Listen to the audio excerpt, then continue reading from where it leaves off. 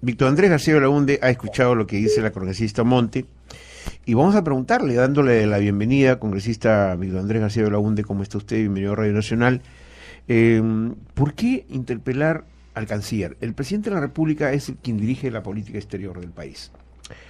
En esta situación de Venezuela, él tenía dos condiciones. Una, ir a la transmisión del mando como presidente del Perú, pero y otra, casi obligado por ser presidente pro tempore de UNASUR.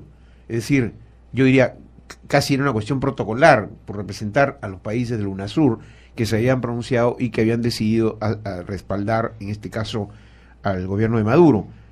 ¿Por qué la interpelación? ¿Cuál es digamos, el análisis y el juicio político que los lleva a muchos congresistas a querer interpelar a Rafael Roncalio? A ver, bueno, eso yo lo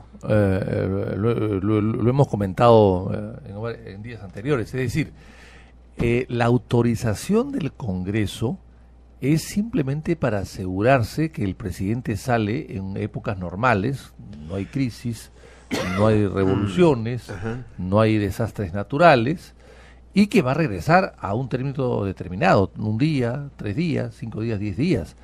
Para eso es la autorización, es para asegurar que puede viajar en épocas normales y que va a regresar también en un plazo determinado, que el gobierno no se queda acéfalo.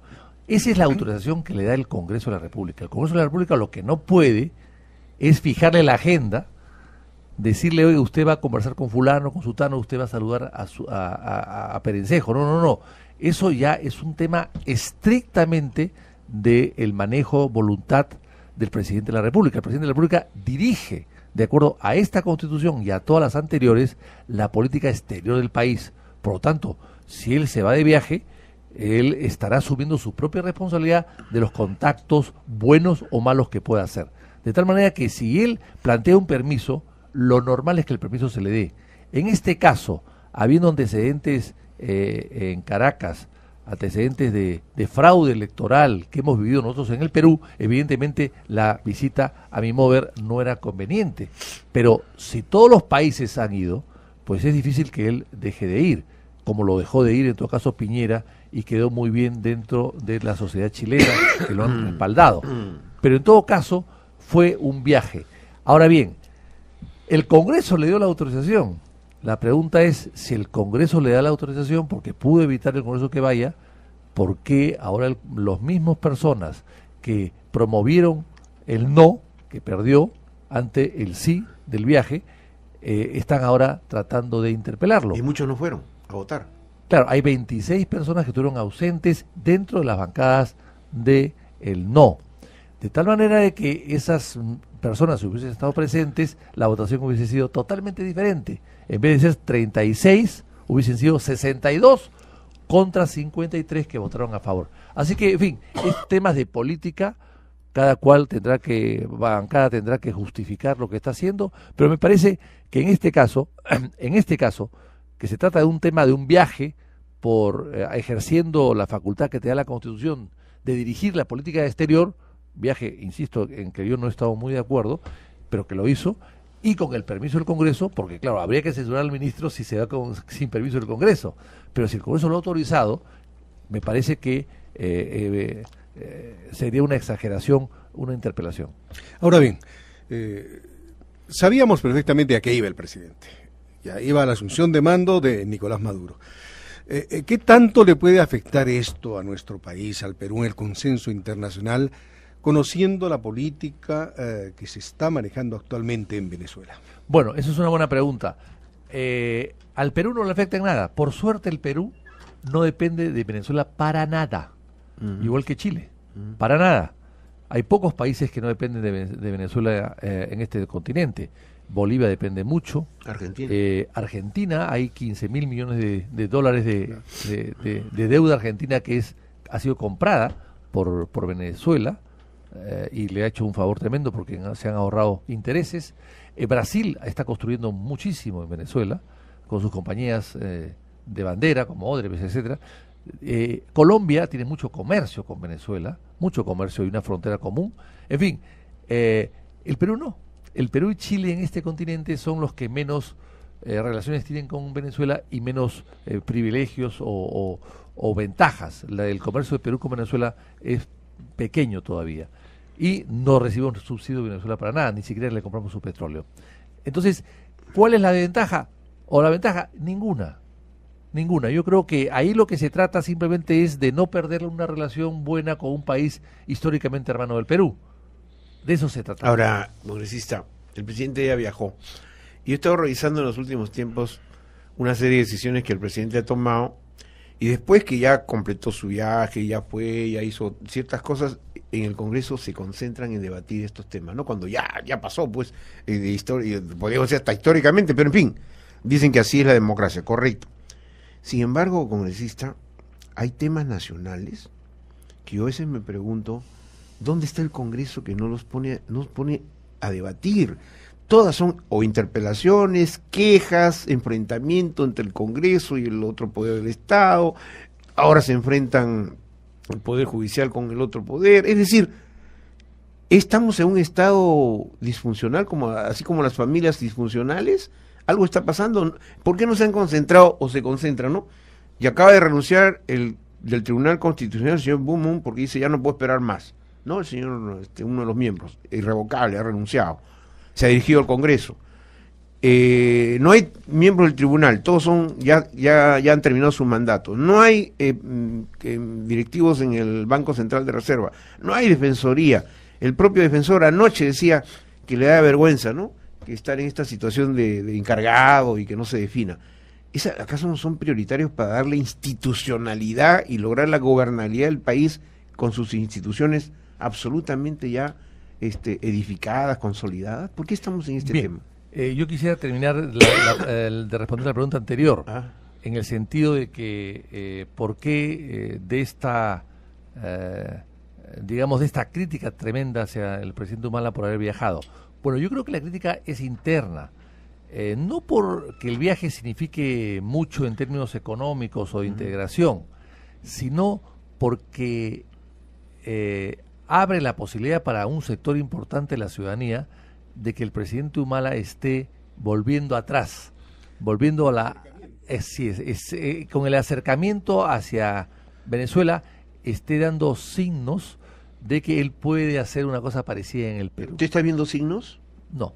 Yo creo que una cosa no tiene nada que ver con la otra, pero hay sectores que sí creen que el acercamiento o el reconocimiento del régimen chavista es un poco volver hacia atrás. O sea, es un poco el temor que siente mucha gente en el Perú de que esto sea una manera de acercarse al chavismo y de implementar el chavismo en el Perú. Pero los debates políticos serios, históricos en el Perú no se basan en suspicacias, ¿no? Porque dice, ¿por qué incrementó la DINI su presupuesto? Yo sé por qué lo ha incrementado, yo me he enterado por qué lo ha incrementado, ¿no? Que no es mucho tampoco para hacer frente interno y frente externo de inteligencia, pero digamos ya, ¿por qué? Surge la otra, ¿por qué una sobreexposición de la señora Nadine? ¿Por qué el gobierno está buscando comprar la refinería de la Pampilla? ¿Por qué se está ya involucrando en temas que aparentemente tendrían un carácter casi de campaña, ¿no? Preelectoral, ¿no? Para favorecer en este caso, dicen la oposición, la probable candidatura de la señora Nadine Heredia. Pero esas son suspicacias, ¿no? Bueno, nadie ha detectado algo irregular. Bueno, esos son chispazos o mensajes. ¿O es que el río suena?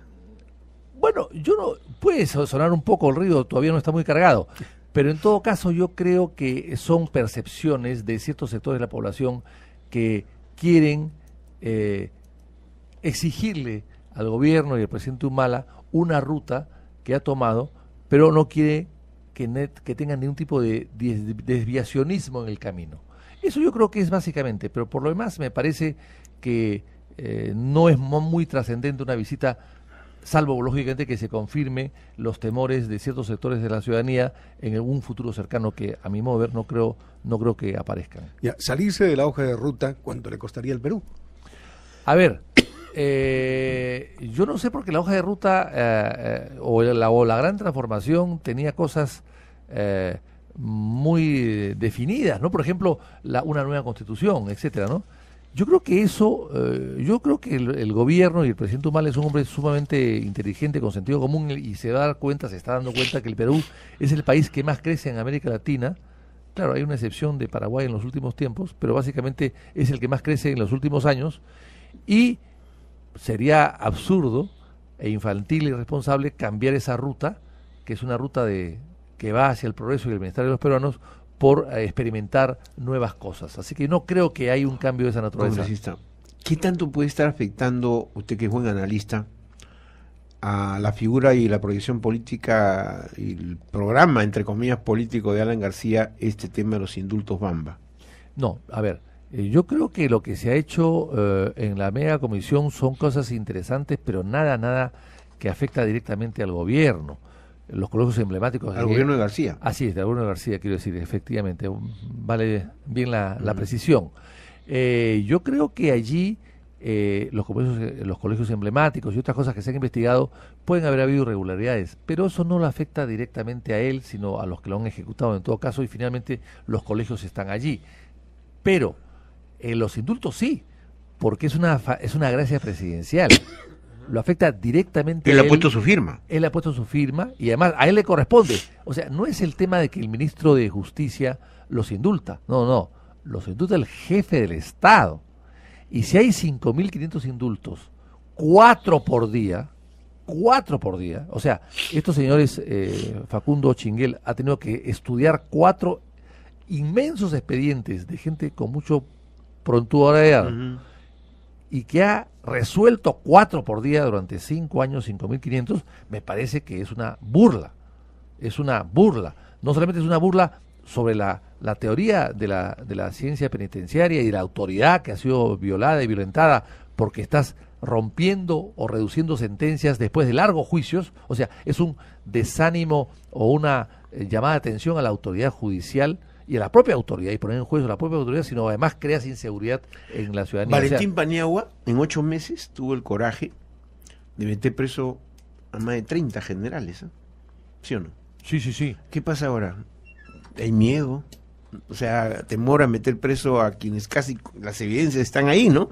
Es decir, ya son más claras que el agua. Pero ¿no? le voy a decir una cosa, Alan García salió con sus 4 ministros de Justicia a respaldar los indultos a los 2 días que salió el escándalo. Pero eso fue antes de que se conocieran los... Hoy día ya los ministros y los dirigentes del APRA están dando marcha atrás, están aceptando que hay responsabilidades. Inclusive Jorge el Castillo, que fue primer ministro en esa época y que puso a su amigo Aurelio Pastor de ministro de Justicia, y ya está reconociendo que han habido errores, y que inclusive pide la separación de Facundo Chingal ya lo separaron del partido aprista. Y han marcado distancias. Eso significa pues que hay mucho por resolver. Haber liberado a esos 5.500, al 70% que estaban vinculados al narcotráfico en mayor o menor medida, es pues una cosa horrible, es espantosamente mala, sobre todo teniendo dentro de sus miembros a gente que ha estado en la cárcel y condenada por el mismo delito. O sea, todo eso se da cuenta uno que ha habido un tráfico de indultos, y eso sí afecta directamente al gobierno aprista. Ahora bien, el presidente García se ha dirigido a la Defensoría del Pueblo y ha dicho que se está afectando sus derechos. ¿Hasta qué punto se está afectando sus derechos? Mire, yo primero que soy defensor del pueblo, porque el que está ahí es un encargado. Entonces, el encargado... Pues, bueno, pero el trámite ya lo hizo, ¿no? Sí, claro, y ha presentado. Me parece que es una cosa exagerada. Yo creo que el presidente García no tiene por qué preocuparse de ese tipo de cosas. Él tiene un blindaje que le da su propio cargo de haber sido presidente de la República, y él no es responsable de los actos, sino responden sus ministros. No, pero él ha firmado los pero indultos. en este caso de las gracias... En el caso de indulto es una cosa rara y extraña, porque de acuerdo a la Constitución, todo acto del presidente es refrendado por un ministro, todo. O sea, si no hay la firma del ministro, no vale lo que hace el presidente de la República. En este caso es una cosa rara y extraña, porque es un indulto presidencial que viene de los reyes borbónicos del siglo XVI, XVII, pero tiene que estar firmado por un ministro. Él decide, y es una facultad personalísima, pero de acuerdo a la Constitución sus actos no valen si no firma un ministro. O sea, ahí hay una cosa sui generis, digamos, en esto, ¿no? ¿Y hasta qué punto entonces se puede mellar su próxima candidatura? Mire, yo lo veo difícil que se pueda mellar. Esto mella a su gobierno, porque usted comprenderá que lo que toque el APRA, lamentablemente sale pus. Mire usted, donde han intervenido, en COFOPRI, en Esalud, el CIS. en el CIS, en Banco de Materiales, Terrible. donde han entrado estos señores, como ellos dan trabajo a toda su gente sin distinguir los buenos y los malos, porque también hay buenos apristas, pero entonces Facundo Chinguel, director de Serpos, o sea, si el APRA, donde se traficaba, y director y presidente de la Comisión Evaluadora, o sea, este señor Chinguel, si el APRA vuelve al poder, puede ser presidente de Petroperú. O sea, solamente el hecho de tener carné aprista, aunque tengas un chicharrón inmenso de antecedentes penales, te nombran a donde sea, hasta ministros te pueden hacer. Congresista. Yo creo que eso le hace daño al partido aprista. Congresista, alguien dijo que hay que fumigar, en este caso Daniela Bugatás, fumigar el Ministerio Público, dijo, ¿no? Salió el fiscal de la Nación, le dijo, ¿cómo es posible que diga eso? Sin embargo, al día siguiente, usando la misma palabra, el presidente de la Corte Suprema dijo, yo ya he fumigado el Poder Judicial y he sacado 70 y tantos jueces que han cometido actos irregulares. O sea que el criterio de fumigación está un poco dividido, pero finalmente el presidente de la Corte Suprema sí lo ha acogido. Depende del líquido que se use, ¿no? Fumigar es derratizar, ¿no es cierto? Sí, así es. Bueno, pero se puede también fumigar las plantas, ¿no? Bueno, yo creo que la palabra es muy dura. Yo creo que el señor Peláez es un buen fiscal de la Nación, pero evidentemente dentro del Ministerio Público hay cosas muy raras. Hay fiscales que archivan casos todos los días. Y yo lo sé y tengo conocimiento de muchos fiscales que no encuentran delitos y que no acusan a casi nadie, y eso sí es preocupante, pero esto no significa que esté en duda la figura del fiscal de la Nación. Congresista, hay una cosa que a veces lo hemos comentado aquí nosotros en cabina, ¿no? La forma como se insultan los congresistas padres de la patria. Jauría dijo el otro día, ¿no? Después otro salió y dijo sonso, baboso, escuchaba hace 2 días, estúpido, es decir, los ciudadanos aprendemos de estas palabras solo escuchándolas en el Congreso. Yo no las pronuncio tan fácilmente así. ¿Qué pasa en el Congreso? No hay respeto por esta, ¿cómo le dicen? Lo que significa el Congreso, ¿no es cierto? Su majestad, no sé, ¿por qué llegan a esos extremos de insultarse? ¿Cuál es el sentido? Pero el año 33 en un debate muy importante, Sí. Luis Alberto Sánchez habló de hijo de P.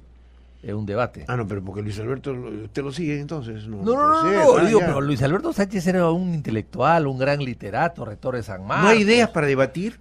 Bueno, O sea, claro. solo insultos se llevan. Es que a veces las ideas, ante el calor de un debate y las pujas de uno hacia el otro, las ideas se dejan de lado y se recurre a los insultos. A ver, yo creo que está mal, pero los congresos son de alguna manera instituciones de amplio debate, de poco consenso a veces, pero de mucho debate, y debates acalorados. Y el debate acalorado a veces lleva a usar palabras inadecuadas. Para eso existe un reglamento y para eso existe el retiro de las palabras. Pero esto no afecta a la imagen del Congreso. Mire, de alguna manera sí, pero yo le puedo decir que vengo de 4 congresos, que este congreso es el que menos insulta. El que menos insulta. Siendo el menos preparado pero de los anteriores. Pero eso no significa que sea el más glorioso. Así entonces. es. No. Siendo el menos preparado que los anteriores, es el que menos insulta. Yo creo que hemos llegado a una madurez. Hay que ver los parlamentos en otras partes donde se trompean, ¿ah? Hemos visto el parlamento de la China, el parlamento de Filipinas, el parlamento de Corea del Sur. Corea no el norte. Que Bueno, todo por eso no es nos uniformidad. alegra a nosotros. No, el parlamento de Japón. Bueno, si los japoneses están locos y se agarran a trompar, pero no podemos hacer nosotros eso. No, yo no quiero estos ejemplos, con estos quiero justificar lo que pasa acá, no, simplemente estoy diciendo de que siendo una institución o un foro de mucha debate, y debates muy acalorados, de mucho debate, de muchas pujas y, en fin, hay gente que recurre al insulto, evidentemente, para eso está el reglamento, para que se aplique. Muy bien. ¿Qué va a pasar? Eso te pregunto. Sí, usted ha hecho memoria, congresista, de una serie de irregularidades, por decirle lo menos, de la gestión o de la administración aprista. Terribles, por cierto. ¿Cree usted que con el transcurrir del tiempo seguramente estas cosas van a llegar más a la ciudadanía? ¿De alguna manera el APRA se está inhabilitando para la próxima campaña electoral? Mire, ya se inhabilitó con sacar 4 parlamentarios habiendo sido gobierno. O sea, el APRA llegó al gobierno con mucha expectativa. García no hizo un mal gobierno en términos de cifras, las cifras son positivas. Sin embargo, a pesar de que las cifras fueron positivas y dejó un país encaminado, el APRA, su partido, sacó 5%, 6%. Y de los 36 parlamentarios bajaron a 4. Ni siquiera pudieron hacer una bancada solos, tuvieron que unirse a 2 independientes para hacer una bancada. De tal manera que yo creo que ya fue castigado bastante. ¿Pero va cuesta abajo para la próxima campaña? Yo creo que el APRA, yo lo he dicho en alguna oportunidad y eso mereció un debate con mi colega Müller, a quien he debatido mucho con él y nos hemos intercambiado muchas cosas, algunas de calibre grueso inclusive, pero que no lo voy a repetir ahora ni voy a debatir con él porque no está presente. Y además creo que es un buen parlamentario, a pesar de las cosas encontronazos que hemos tenido con él. Pero yo creo que el APRA ya pasó y que el único que puede rescatar al APRA, ¿por qué? Por sus errores, más que como oposición, como gobierno. El único que puede rescatar el APRA y llevarlo al poder nuevamente es Alan García. Y por lo tanto, García sí es un fenómeno es incuestionable y es un líder importante y siempre ha sido un gran candidato. Una última pregunta de mi parte. ¿Tú tienes otra? No, yo tengo una última. ¿Qué pasará en el futuro cuando se ha levantado ahora, se ha establecido 7.5%, ¿no es cierto? En caso de un proceso, si no alcanza el 7.5% en el resultado de cualquier elección, el partido queda fuera. Bueno, ese es un proyecto fuera de combate. Es un proyecto solamente, no está todavía aprobado, es una iniciativa, ni siquiera está aprobada en la Comisión de Constitución. No la van a aprobar. Ustedes no la van a aprobar. Ustedes se corren riesgos. No, bueno, hay que estudiarlo. Acción popular. Bueno, es que eso va a obligar a tener mejores candidatos, a tener mejores partidos, y en todo caso va a obligar a los partidos que no lleguen a esa meta ir en alianzas. Pero además la alianza también corre el riesgo de que si no pasa el 7.5, o sea, el 2.5 por cada partido de la alianza, si son varios, no van a llegar, también corre el riesgo de que todos se vayan al archivo, ¿no? Bueno, Víctor Andrés García Belaúnde, nos pasaríamos, yo tengo algunos episodios, yo el otro día le hicieron una entrevista, pero es decir, me maté de risa, era un canal, digamos, de cable, no sé cómo se llama pero le hicieron una entrevista donde dice que a él se olvidaron de él cuando era bebito, estaba en su cuna y se olvidaron, ¿verdad? Que es verdad, ¿sí fue cierto? Es verdad, sí. Y se lo dejaron en la calle. Sí, que yo tenía pues 2 veces de nacido, entonces no estaba contabilizado todavía, ¿no? Y después dijeron, Vitocho, ¿dónde lo dejamos a Vitocho? Cuando mis padres se mudaron, se preocuparon en meter todo, claro, como estaba durmiendo en la cuna, y dejaron el coche afuera. A las 10 de la noche tocaron el timbre. Me he reído con toda la gente que estamos ahí, nos hemos reído, pero es decir, además como lo contó usted, la verdad fue realmente muy gracioso. Es una buena idea. Pero espero que intente pues ser presidente del Congreso. Usted no va a pasar al retiro sin ser presidente del Congreso. Bueno, eso depende de muchas circunstancias. Hay que moverse. Gracias, don Víctor Andrés García Belaúnde, todo un congresista de la República. Grandes méritos. Que le vaya muy bien, congresista. Gracias.